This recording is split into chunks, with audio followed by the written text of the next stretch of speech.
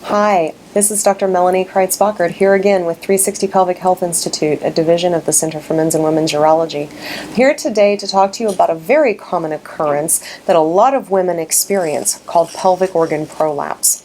Now, pelvic organ prolapse, as it suggests, means that the pelvic organs, such as the bladder, the back of the vagina or uterus, or the rectum, can be pouching out through the vagina, creating a bulge or a discomfort for a lot of women. Now, you may say, what causes pelvic organ prolapse? It can be anything from weight changes, obesity, genetics, childbirth, particular medications, or previous pelvic surgeries, just to name a few. There are certainly many other causes that you would probably want to talk to your doctor about, and your doctor can explain some of those things to you. So, some women ask, well, what are the symptoms of pelvic organ prolapse? Well, just to name a few, as we've already said, vaginal bulging, or actually physically seeing something bulging from the vagina, or the ability to feel something when you examine yourself with your fingers. Some ladies experience dyspareunia or painful intercourse. Other women experience low back pain or low abdominal pain, recurrent urinary tract infections, constipation, the need to press up on the bladder or press down on the bottom of the vagina to facilitate emptying the bladder or emptying the bowels. Some patients just overall feel a generalized sense of malaise or tiredness or feeling drug out, as I've also heard. Now, there are several different ways to approach pelvic organ prolapse, and several things come into play and several factors come into play as to how we decide how to treat each patient.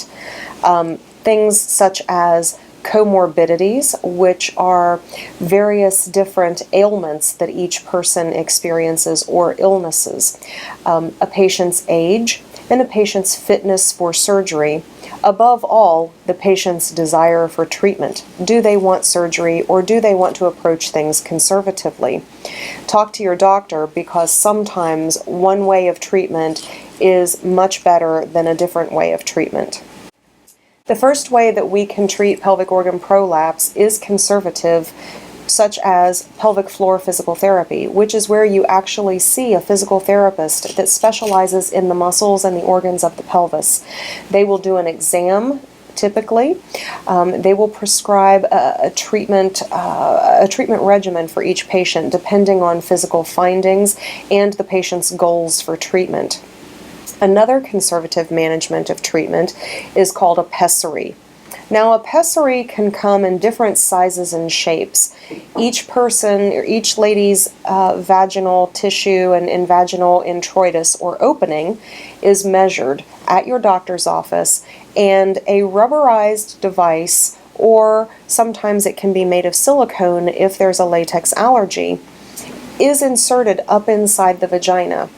A lot of ladies experience this several years ago when the use of diaphragms were very common. A pessary is much like a diaphragm. It fits up inside the vagina to hold the pelvic organs in place. A pessary is a perfectly viable option for treatment. It's very acceptable and can be used for as long as it's effective. And this is also very effective and very acceptable for ladies who desire not to have surgery, or if age or other illnesses prevent them from having surgery. Keep in mind, pessaries can be one of those things that not every woman's body will hold in place. Certainly, if that's the case, and after multiple pessaries are tried, then you and your doctor will talk about a surgical plan to correct the pelvic organ prolapse if it's what we call symptomatic, meaning giving you problems. Should you choose surgery to have your pelvic organ prolapse repaired, there are multiple different approaches to accomplishing surgery. Sometimes it's done by a robotics procedure where they make small little incisions on the patient's abdomen, and they can lift up the prolapsing pelvic organs from inside the body and fix them down to the inside of the body. Sometimes the surgery is accomplished all through the vagina, where the incisions are made right inside the vagina to anchor a graft material either to the ligaments of the pelvis or the body's natural ligaments that used to attach the uterus to the back of the vagina. There are 3 different types of pelvic organ prolapse. If a patient has a uterus, that's called uterovaginal prolapse. It's when the very back of the vagina, and this is my model of the pelvic cavity, this is the vagina, and this opening, small opening, is the urethra. On the top, you have the bladder. On the bottom, you have the wall of the rectum, laying right underneath the wall of the vagina. Of course, in the very back of the vagina is where the uterus is attached. If a patient has uterovaginal prolapse, the uterus is essentially pushing down into the vagina, and you can feel a bulge or see the cervix in the vagina on a speculum exam. Typically, a hysterectomy is involved to remove the uterus, or those ladies desiring to have what we call a uterine-sparing surgery can talk to their physician surgeon about sparing that uterus and repairing the prolapse while sparing the uterus. Now, if a patient has a cystocele, that is prolapse of the bladder through the vagina. And this is typically what the patient would find on speculum exam when the doctor examines them. The top of the vagina, the vaginal wall, pouches down into the vagina, creating a bulge. If a patient has a rectocele, that means that the patient is experiencing bulging of the rectum through the vaginal wall. And this is typically the bulge that patients will see. While all of these compartments, as we call them in the medical field, while all of these compartments can prolapse, sometimes they happen just one without the other. It is very, very common for ladies to experience prolapse of multiple compartments of the bladder, meaning the top of the vagina, the back of the vagina, or the bottom of the vagina, where they experience a cystocele, a rectocele, and uterovaginal prolapse together. Sometimes if a patient has already undergone a hysterectomy in the past, the back of the vagina can fall. And that is typically a situation where the bowels are pushing on the back of the vagina, taking up the space where the uterus used to be, and they are pouching down through the vaginal wall, creating a hernia of sorts in the back of the vagina. That's typically called vaginal vault prolapse with an enterocele, and that enterocele is basically a hernia of the bowels through the vagina.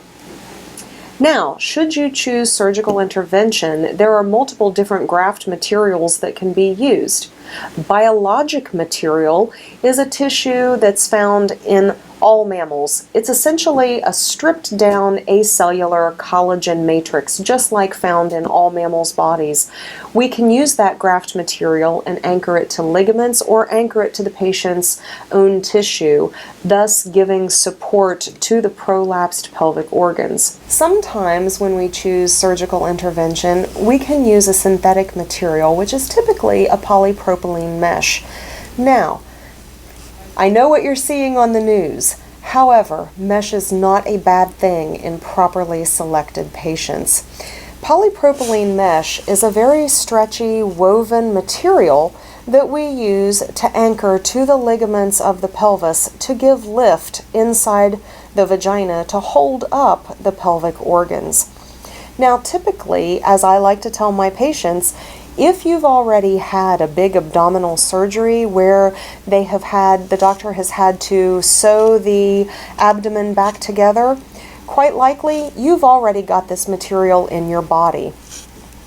This polypropylene material is a synthetic material, meaning that it doesn't break down. It is a permanent solution and a permanent material that stays put in the vaginal cavity to hold up the pelvic organs. It is comprised, again, as I said, of polypropylene, which is a permanent suture material or stitch material that surgeons have used for many, many years. So, my advice, if you are experiencing bulging, or you feel like you have lower abdominal discomfort or low back discomfort, or generally feel unwell, or you have a gynecological appointment where your gynecologist says you may have some pelvic organ prolapse, if it's giving you problems, certainly talk to your gynecologist, your urogynecologist, or your urologist who specializes in pelvic reconstruction to find out which treatment option for pelvic organ prolapse is right for you.